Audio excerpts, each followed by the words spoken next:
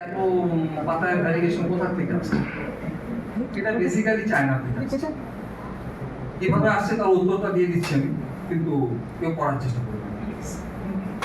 এটা বেসিক্যালি একটা কেমিক্যাল দিয়ে করা হচ্ছে। কেমিক্যালটার নাম হচ্ছে সোডিয়াম অ্যালডাইড। অত্যন্ত বিষাক্ত কেমিক্যাল। ইভেন এর ফিউমটা পর্যন্ত অত্যন্ত বিষাক্ত, মানুষকে মেরে দেওয়ার জন্য কয়েক সেকেন্ড। এটা ল্যাব গ্রেডে কাজ করা হয় সোডিয়াম অ্যালডাইড দিয়ে। এবং সোডিয়াম অ্যালডাইডের প্রবলেম হচ্ছে এটা অ্যাসিডিক ওয়াটারে পড়লে খুব তাড়াতাড়ি ওকে গ্যাস করছে। ওকে কাজ করতে গেলে স্টেবল করতে গেলে ওকে ফসফেটের একটা পার্টিকুলার দিয়ে ওকে স্টেবল করতে হয়, জলের মধ্যে তুলতে হয় এবং তারপরে ওটাকে ব্যবহার করতে হয়। ওর মধ্যে ওই স্টেম কাটিং ফেলে রেখে দেওয়া হয় 48 আওয়ার্স থেকে 96 আওয়ার্স পর্যন্ত, যেমন ডাইলুশন হয় সেই অনুযায়ী। সেইখান থেকে যে কাজ করে নিয়ে আসা হয় সেই ডাল শুটিং করলে যদি আবার বেশি ডোজ হয়ে যায় ডালটা মরে যাবে। ডোজ ঠিকঠাক হলে তাহলে চারা হবে এবং বেশিরভাগ ক্ষেত্রেই পাতায় স্পট আসবে বা পুরো একটু স্পট আসবে। এই সোডিয়াম আছে একটু প্রচুর।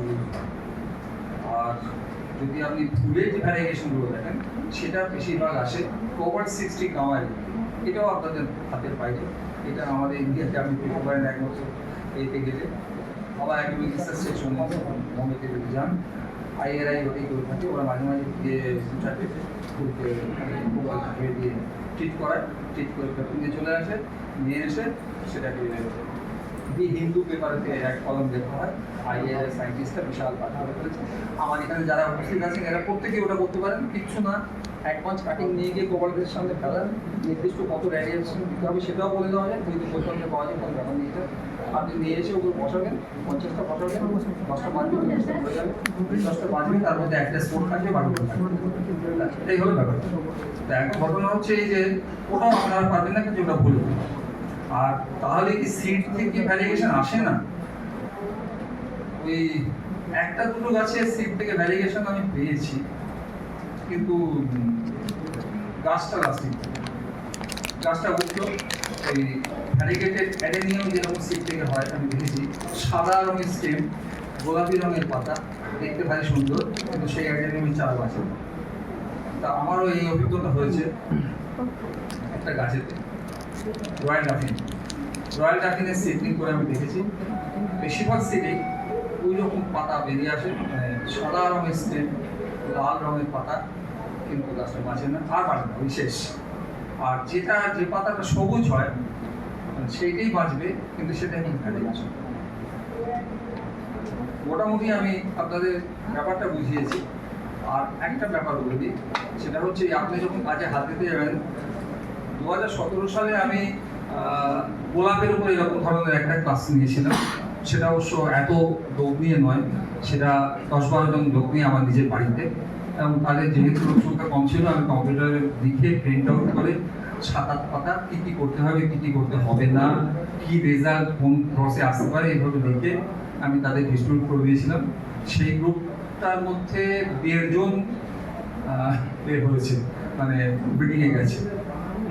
একজন সঞ্জয় মুখার্জি, আর একজন স্বপন হালদার, কে অল্প স্বল্প করতে হাত ধরলাম, আর সঞ্জয়কে এক ধরলাম, তাই 1.5 জন পেয়েছি। আমি আপনাদের এখান থেকে যে 2জন বা 3জনকে দেখতে পাই সত্যি সত্যি ব্রিডিং করতে নামছেন, আমার খুব ভালো লাগবে। যদি আমি বেঁচে থাকি তাহলে দেখতে ব্যাপারটা। আর একটা কথা, সেটা হচ্ছে যে আপনারা ব্রিডিং যখন নামছেন, অন্যরা কোথায় কি করছে এর একটা পিকচার আপনাদের সামনে থাকা। অন্যরা কি করছে মানে বোগেনভিলিয়ার ব্রিডিংটা আর কোথায় কি হচ্ছে। বোগেনভিলিয়ার ব্রিডিং এর কাজ হচ্ছে মোটামুটি ইন্ডিয়া,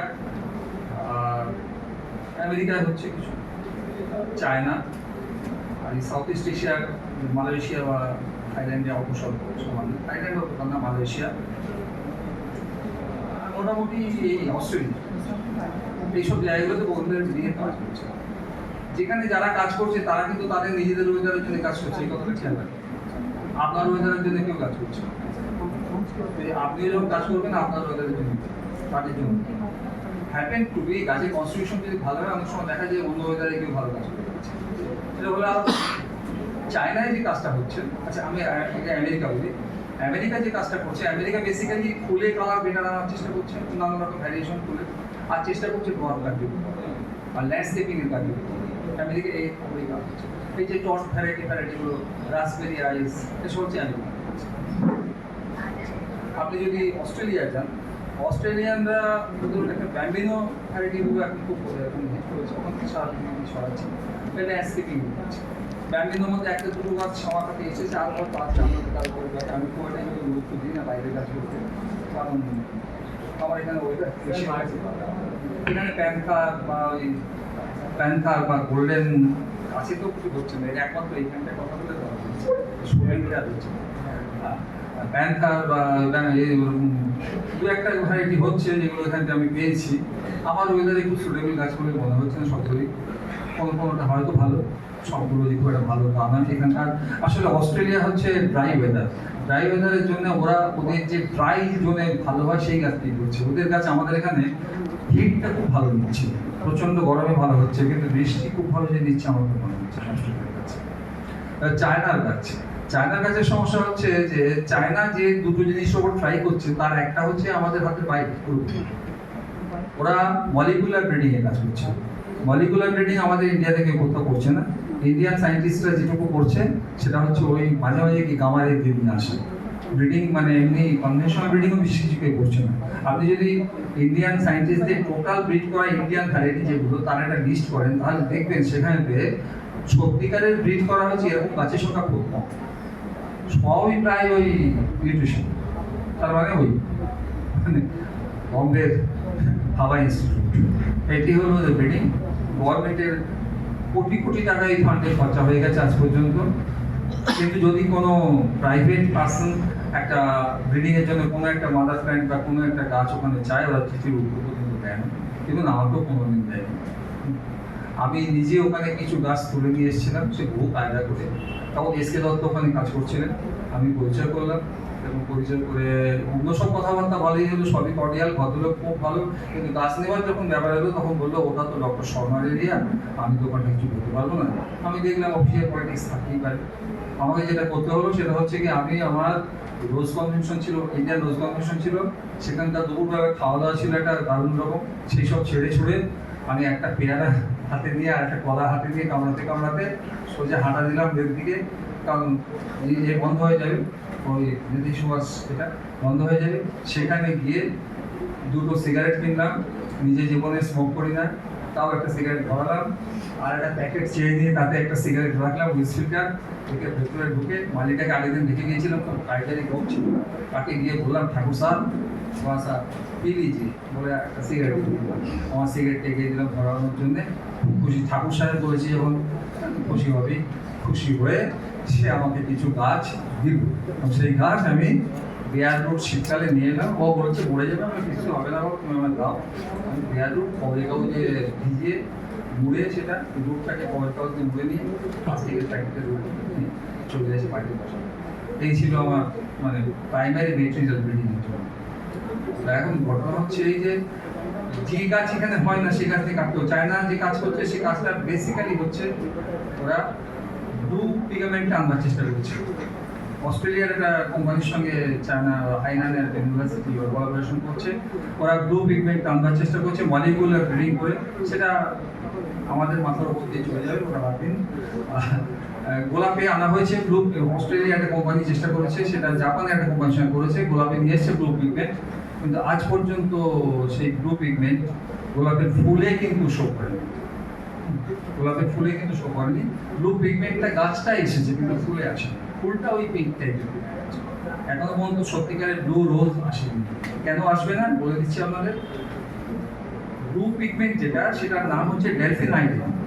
আপনারা চেষ্টা করবেন, অনেকের কাছে গল্প শুনতে পারেন ব্লু গোলাপ বা ব্লু বোগেনভেলিয়া, এই রাস্তাটায় হাঁটবেন না, কারণ সাইন্টিফিক্যালি এটা সম্ভব নয়।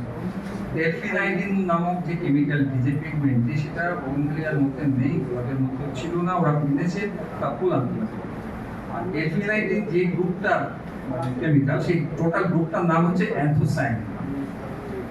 আনফরচুনেটলি বোগেনভেলিয়ার মধ্যে অ্যান্থোসায়ানিন ব্যাপারটাই দু একটা গাছে খুব সামান্য আছে। বোগেনভেলিয়ার যে ব্র্যাকেটের কালারিংটা হয় সেটা হচ্ছে বেটালিন বলে একটা কেমিক্যাল। এখন যদি ব্লু পিগমেন্ট আনতে হয়, বেটালিনকে ফোটাতে হবে, অ্যান্থোসায়ানিনকে ফোটাতে হবে, সেখান থেকে ডেলফিনাইনকে নিতে হবে। 18 বছর আমাদের জীবন সব ভালো করে ওটার চেষ্টা করতে। ওটার চেষ্টা করবেন না। আর ওই ভ্যারিগেটেড ফুল আনবো এটার চেষ্টা করবেন না। আর ভ্যারিগেটেড পাতা আনবেন এটার চেষ্টা করবেন। এইবারে চেষ্টা করুন যা করার। আর ভ্যারিগেটেড ফুল আপনি পেতে পারেন চিত্রাকে নিয়ে যদি কাজ করেন, কিছু ফুলের ভ্যারিগেশন আসুন, কিন্তু প্রস্তুত থাকুন বড় বড় গাছ করতে। ঠিক টবের মতন গাছ হবে। টবের মতন গাছ যদি চান তাহলে চিত্রাকে বাদ দিতে হবে। আমি চিত্রা নিয়ে কয়েক বছর কাজ করেছি। চিন্তা নিয়ে কয়েক বছর করার পরে ভ্যারিগেটেড ফুল অসংখ্য অসংখ্য ফুল তৈরি করতে পেরেছি। কিন্তু ঘটনা হচ্ছে ছোট হাইটের গাছ এখন পর্যন্ত আমি 3 কি 4টে পেয়েছি। এবং চায়নাতেও একজন বিখ্যাত মানে ব্রিডার, তিনিও তার লেখা পড়ছিলাম, তিনিও লিখেছেন কয়েকশো গাছ করেছেন চিত্রা থেকে, মাত্র 2টো গাছ পেয়েছেন চারা। তিনি অবশ্য কখনো ফুল পাননি, আমি ফুল পেয়েছি, খুব ইন্টারেস্টিং ফুল, কিন্তু গাছগুলো পেয়ে গেছে, বাঁচবে কিনা আমি তাই আমি চেষ্টা করছি, দেখি যদি কি দাঁড়ায়। এখনো বলতে জানি না, ওগুলো আমার প্রাইমারি স্টেজে আছে। 1 বছর পরে হয়তো বলতে পারবো কি স্টেজে আসছে, রং থাকছে কিনা, পাড়া কি আসছে। কিন্তু চিত্রা নিয়ে দেখতে পারেন, যদি চান আপনি বাই কালারের চেষ্টা করুন। যেবার আমি সৌমেনকে ডাকবো, সৌমেন যদি একটু প্র্যাকটিক্যালি শো করেন কিভাবে ব্রিডিংটা করা হয়।